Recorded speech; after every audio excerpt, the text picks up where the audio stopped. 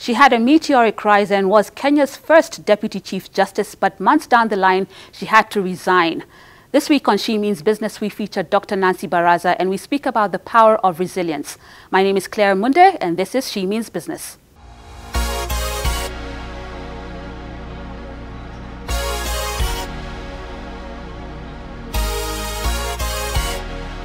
Hi, Nancy. Hi, Claire. How are you? I'm well, thanks. How are you? I'm good. Welcome to She Means Business. Thank you. Now, we want to just have a discussion around your career and your experiences in public life. But first, I think a good point to start off with is probably to just have some reflections around former Prime Minister Raila Odinga.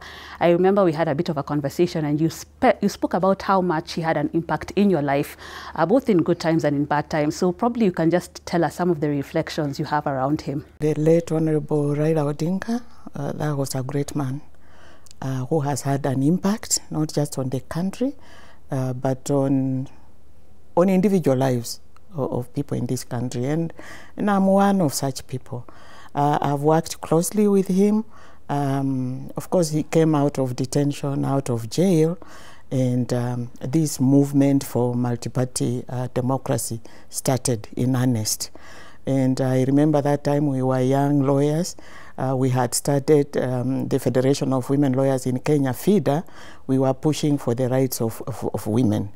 And then we did realize that women's rights is a political issue, and we could not get anywhere without making it political, and therefore we joined that movement for multi-party democracy, which of course eventually morphed into agitation for constitutional reforms. And within that space, we worked very, very closely with him. So he's somebody I have known within that area, and when we came to constitution making, I served as a commissioner on the Yashpal Guy Commission that put together the Bomas draft, which is actually the basis for the 2010 constitution. He was leading the parliamentary process, and there was the parallel one then called the people's process of Ufungamano. I was in the Ufungamano one, which had the opposition and the churches and civil society. But then eventually there was an agreement, they merged the two. And then that resulted in the framework, which is the Constitution of Kenya Review Act of 2000, which merged the two parallel processes. And I became one of the commissioners, and he was then leading that process. So we worked together and put together the new constitution. I would say we were together in the dungeons and many others to fight for the multi-party democracy. As a women's movement, we joined fully, and we got to work together. And what I can remember about him, he cared for social justice. He cared for inclusivity. He cared for nobody being left behind. And therefore, the constitutional process, he ensured that all voices were included. And of course, without the women's voice, through us, the women commissioners in the review process, probably we wouldn't be having this very inclusive constitution, which sometimes is called the women's constitution, because it's very good. So I remember him there. And then, of course, we worked together. As DCJ, I was DCJ during the Nusumukate government. He was the Prime Minister then, and the late Honorable Mwai Kibaki was the President. So within that space also, we got to work together. But at a personal level, I remember sometime I lost my job in 2012. Then I went to teaching. I was quiet, nobody knew where I was. I remember in 2018, he looked for me, he sought me out, and we met at Serena. And he hugged me and he told me, Nancy, it doesn't matter in which corner you find yourself. Never drown never sink. Make sure you pull yourself up and you chart a new path. And it touched me. You know, somebody looking, I mean, you've been treated so badly by almost everybody. And there he was, looking for me and just encouraging me that whatever happened to you, it's not the end of life. You've done so much for this country. You have been a voice for the voiceless, for the people of Kenya. So don't allow yourself to sink. And I thought that was so noble of him. So he is a man I have a lot of regard for, and it is sad we've lost him. But he has done his bit. Probably God needs him up there to do better things. Okay, and we'll talk a little bit about your experiences, and you say you were treated so badly and so on and so forth. But before we get to that, let's talk about your work as the chairperson of the task force on against gender-based violence as well as femicide. Tell us what your task force really did. You have forwarded your report and it's going to be worked on. What were some of your findings, and why has this been such a problem for Kenya, the issue of femicide? In fact, one of the central concerns for women throughout all these movements is gender-based violence and women's marginalization and GBV. Women have suffered over the years, but it came to it came to a very bad space between 2016 and today, when cases of femicide have included. GBV has morphed into very many facets, and it is on the increase. And it has become bad. Between 2016 to date, we have lost nothing less than 700 women to femicide in very gory circumstances. And of course, you, the media, brought it out. And it was against that backdrop and the protests by women on the streets, as you remember, that His Excellency, the President of the Republic, appointed the technical working group on gender-based violence, including femicide. And I was very privileged to be appointed the chair of that technical working group. Now, we worked within a time frame. Initially, we were given 90 days within which to do that job.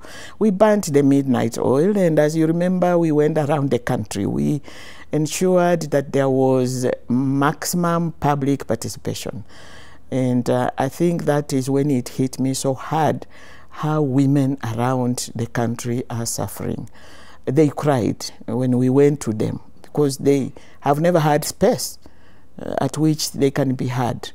And we got the gory details of the femicide phenomena, and the GBV, and domestic violence, and incest, and sodomy, and it's just horror.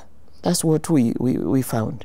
But then we've put together our report and submitted to government. As we speak, I think there are parts of them, of the report, being implemented. His Excellency, the President, through an executive order early this year, streamlined the government in such a manner that he has put in place administrative mechanisms to deal with GBV, and femicide and defilement. He moved the Department of Children from elsewhere and brought it within the Ministry of Gender, and actually focusing so that we have administrative structures within the Ministry of Gender and to focus on the GBV, femicide, and defilement of children. So already there is movement. I would say that once it is rolled out, it will find structures in place. That is what the government has done through an executive order of the president. So we'll await the rollout of that. But now I'd like us to switch gears to talk about your time as DCJ. So the year was 2011, and this was a huge, huge accomplishment. We saw Nancy Baraza appointed the first DCJ of the Republic of Kenya. It was quite a big accomplishment. Tell us what was going through your mind during that time, and then we'll transition to the time that you spent there and then moving on to teaching. It was a big accomplishment. I think I would say I'm the first woman to get that kind of position. And it wasn't an appointment. We went through such a tough interview, watched internationally, and I'm glad I made it, and declared the first Deputy Chief Justice of the Republic. So it was, I would say, an accomplishment, something that I hardly imagined I would get. I was chancing when I was applying. I just said, let me chance. I've been in the constitution making process.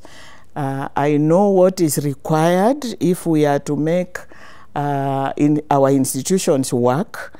I knew what kind of expertise our new institutions, including the judiciary, will require in order to make access to justice realizable by the majority of Kenyans who of course have suffered from lack of access to justice because of a judiciary which wasn't meeting those requirements. So I prepared myself. I gone to school and improved on my skills and on my academic credentials. And so I went there prepared, and in the process of making the constitution, we got to learn what was ailing specifically the judiciary. So when I applied, my intention was go in there and do some transformation of that very, very vital institution so that Kenyans can access justice.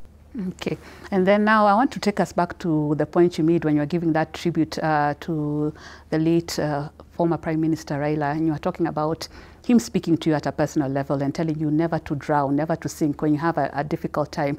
So you got this job, it was the first of a kind, and then 2011 December, things start turning in a different direction, and there was that whole thing that ended up in you basically giving in your resignation. Tell me what you learned about resilience during that whole process, because it was quite a drawn-out process. It was covered quite a bit back and forth, and I mean, you've gone to the highest levels of office, and then it turns out that you have to resign, and then, you know, it's a difficult situation. So what did you make of that whole situation, and how are you able to just get out of that rut? You just have to be careful. Not everybody reasons the way you reason.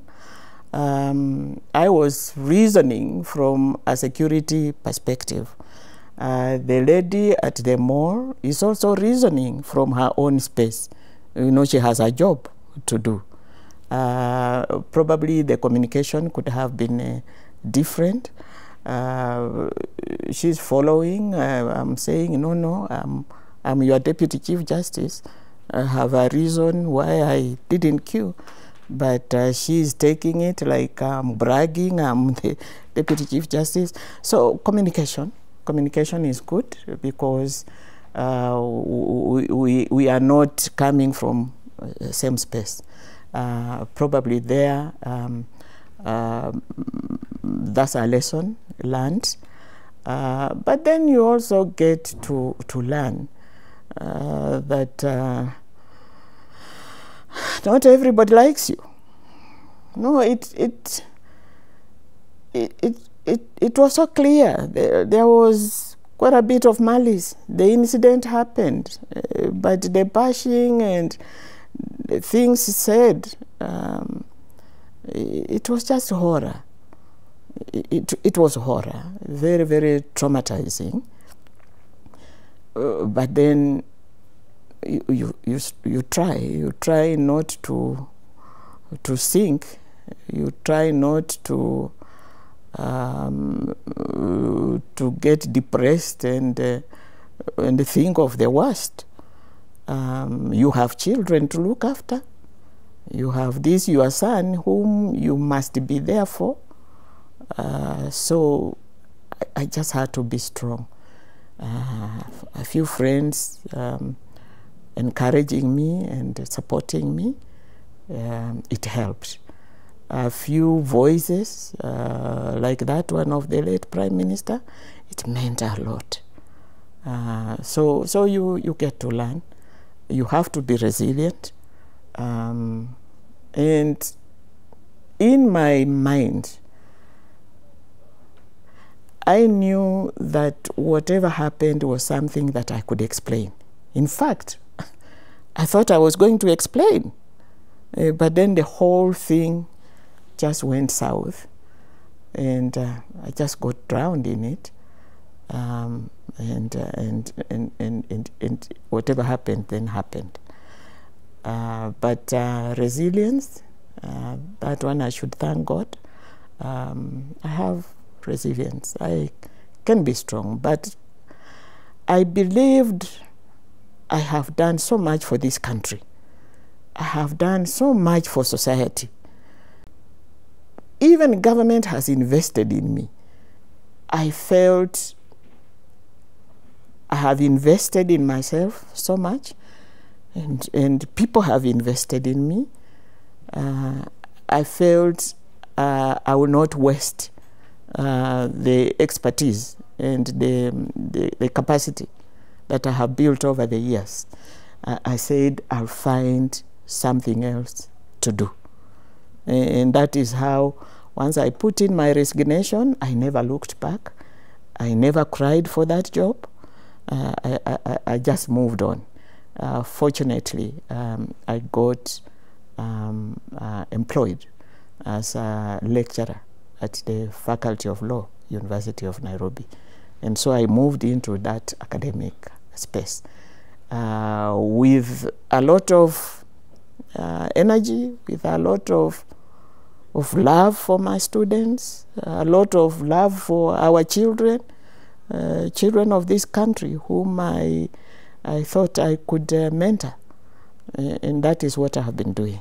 But my mother, my late mother, who died because of the shock of that whole incident, of what happened to me, she didn't survive it.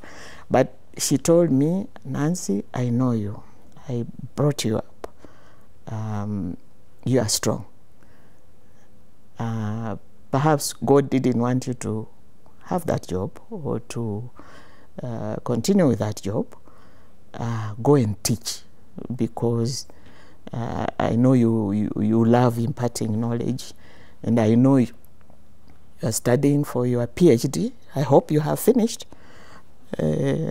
Just go and teach. And my sons also just told me, Mom, just go and teach. And so I went and took up that space, which I have enjoyed very much to date.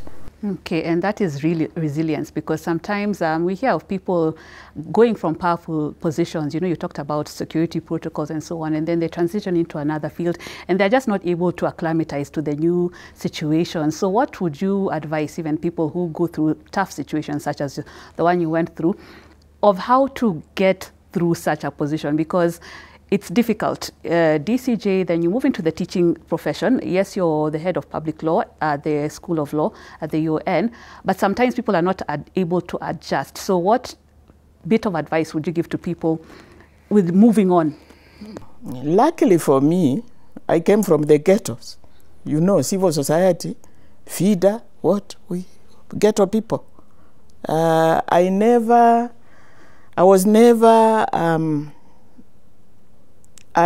in that comfort zone. We have always been rabble-rousers out there, condemning government spending and and luxurious living. So that is me. I found myself in a space within those months, a very strange space, very comfortable. Of course, it's extremely comfortable. It's comfortable life. You fly first class. You know, the security, they bought everything, gardeners paid for everything. It was big, but that has never been my kind of life because of where I have come from. So that when it went, it wasn't really like I have been hit hard. In fact, I was looking around, if some people live like this and the others are in the ghettos where we have come from, struggling, women with no shelters anywhere, battered. For me, that is how I saw it. So it's not a life that would devastate me, although it's, you know, it came fine, but it wasn't what shaped me. And so what I did, I just went back to Nancy, you know. I left behind the big cars. I have always bought good cars and driven as a practitioner in law, but I just put them behind, and it just became ordinary. Just went back. I chat with people and mix with them. I listen to them, and I demystified power. I demystified comfort. I think for me that helped me. But one thing I prayed, I said, God, let me never go knocking at people's doors, because let me tell you, once you lose that job, nobody will open their doors for you. People don't pick your phone, and you go to people's offices, nobody opens the door for you. It's hard. If you are not strong, that is why people don't survive when they lose their big jobs. It can be very, very traumatizing.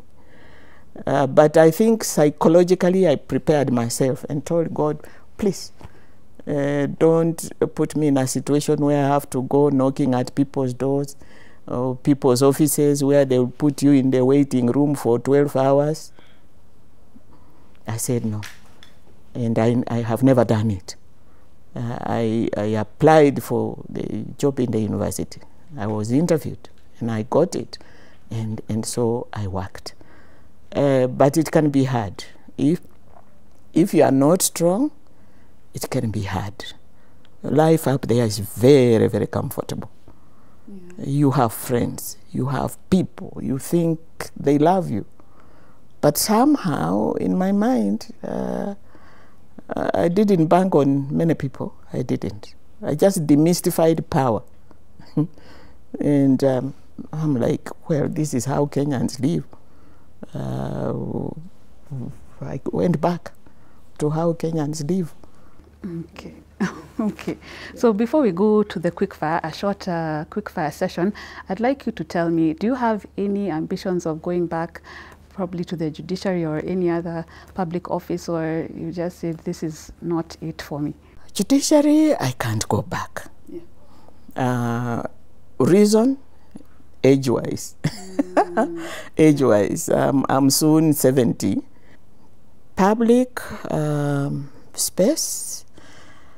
Probably. I'll think about it and see the possibilities around it. But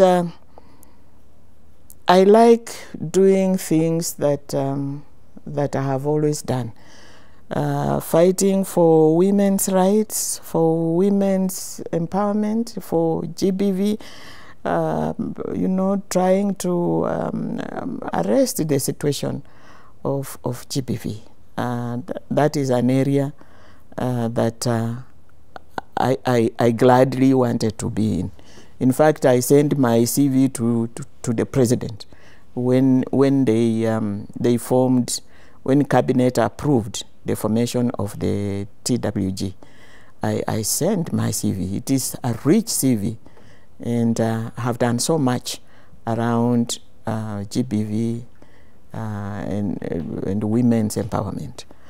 So that is something I wanted to do, because I believe I can contribute in the in tackling GBV and femicide. That is something I would do very, very gladly. As for politics, sometimes politics confuses me. People think I can make a politician, but it confuses me. I listen to politics, sometimes it confuses me. When you say it confuses you, do you mean that people are not being truthful, or what do you mean it confuses you? There's just so much within that political space. And then we have made everything political. It's like nothing else should happen without politics, which for me is very, very unfortunate, that everything is reduced to politics. Look at this GBV thing. Women have been dying for how long? Many years. And an initiative to see if we can deal with the menace, and everybody makes it political. I remember people calling me after I had been appointed. People calling me, "Oh, Nancy, how can you work with that government? Oh, how can you see how our politics are so polarized?" And I'm like, I'm an expert. I'm an expert in GPV. I do a lot of consultancy work at an international level on GBV, or at UN level on GBV. So I am an expert. And this is an issue that has to be dealt with. It doesn't matter what government is in place. Women are not waiting for the right government to be killed. They are just being killed. They have been killed with increased numbers from 2016. And then we want to reduce it into a political thing. I think that, to me, is, reducing everything into politics, or being categorized according to political sides. It is what is killing this country. Everything is politics. Some of us are just, experts. Now, as we start to wrap up, I talked about that quick fire question. I'll probably just ask you one. When you're not working, what kind of music do you listen to? We know that your son is in the music industry. Maybe you can speak a little bit about that and your kind of music. I listen to Bien very much. He sings well, and I'm very, very proud of his music. Bien of South Soul, yeah. Bien Ami Baraza, yes. Alusa. He's a wonderful, wonderful musician. So I love his music. I love his dancing. I listen to Lingala, to Franco music quite a lot. I listen to Nigerian music quite a lot. I listen to church music also. I do. So I love music. Thank you, thank you. Now, as we wrap up, I'd like you to look into this camera and speak to that woman who is watching She Means Business right now and probably is in a difficult spot in her life. What would you tell her about being resilient, not drowning the way you talked about?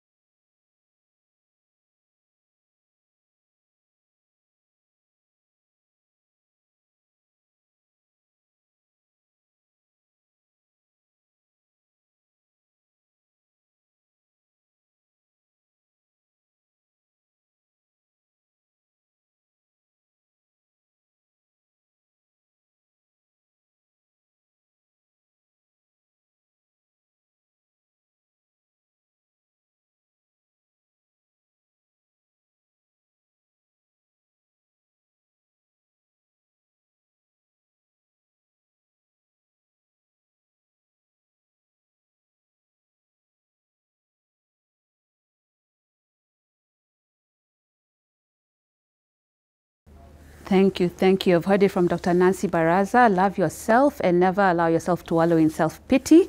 This has been She Means Business. I have been your host, Claire Munde. Until next time, have a good one.